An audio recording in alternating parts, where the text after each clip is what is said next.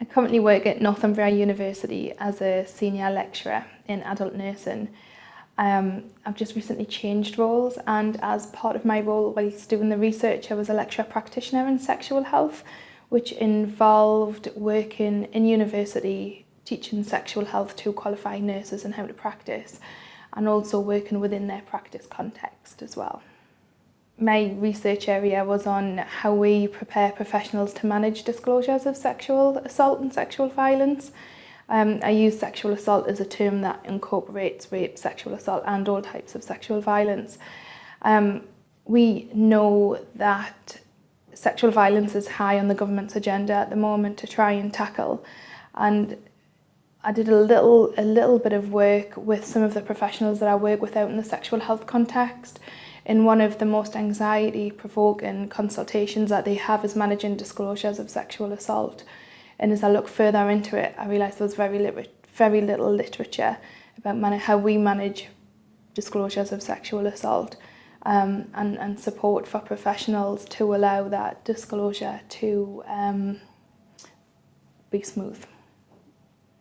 I was a bit worried when I was thinking about applying for external funding to do the research, because I was worried how difficult that would be. It was pretty simple with the Florence Nightingale Foundation. You look on their website and everything's done online. The format is there for you to fill out the application.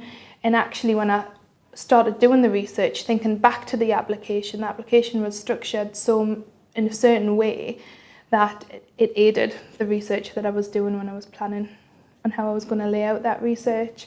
I was contacted by the Florence Nightingale Foundation pretty quickly about an interview, and because I lived so far away, I live in Newcastle, they allowed me to do the interview via Skype, which was odd but really nice. Yeah. I think the way that the programme has enhanced my life is obviously being backed by two huge organisations with excellent reputations, such as the Florence Nightingale Foundation and NHS professionals, has given my research area an aspect of legitimacy also, knowing that someone is supportive of the innovative research that I've tried to do. But on a personal level, it's allowed for me to progress in my career recently, and also for me to explore looking at this study in a wider scale. I think just being involved with the foundation is quite exciting. It's as I said earlier, it has a really exciting reputation of being supportive of innovative practice, and that's what I found working alongside them, is that they were extremely supportive, not only through the interview process, but when I was doing the research as well. The offer of a mentor to help and guide my research as part of that was really helpful to me. I think my research has benefited healthcare, certainly within the region that I work in, which is the North East.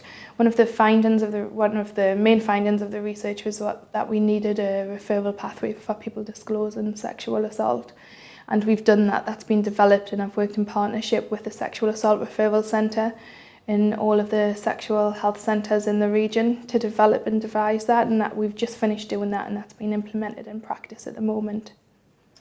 I think one of the benefits of being part of this programme and doing the research is that it doesn't stop when you hand the research in. With NHS professionals and the Florence Nightingale Foundation, there's that inclusion of being part of their alumni following your research, and I'm quite excited about seeing what there is in the future coming up, and what we will be invited to and part of, but mostly excited for the commemoration ceremony in May for Florence Nightingale.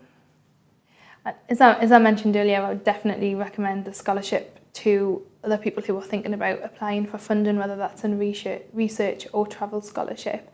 And the advice that I would give to those who are applying is just to go for it, to explore the application form, familiarise yourself with it, and speak to others who may be been through the same process and seek guidance. But to go for it, because it's not as scary as you think it's going to be.